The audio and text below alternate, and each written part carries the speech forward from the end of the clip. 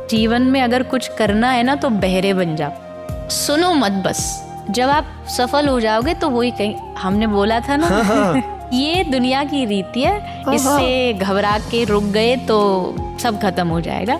आगे बढ़ो, काम करो, मेहनत करो, भगवान का साथ भरोसा रख के करते चलो, सफलता भी मिलेगी और भगवान भी मिलेंगे। और मेरे सखा श्री कृष्ण को पता होना चाहिए कि उनका दोस्त सही काम कर रहा है, बाकी वो देख लेंगे। बाकी वो देख ले। बाकी दुनिया को खुश करने के चक्कर में मत पड़ो, दुनिया कभी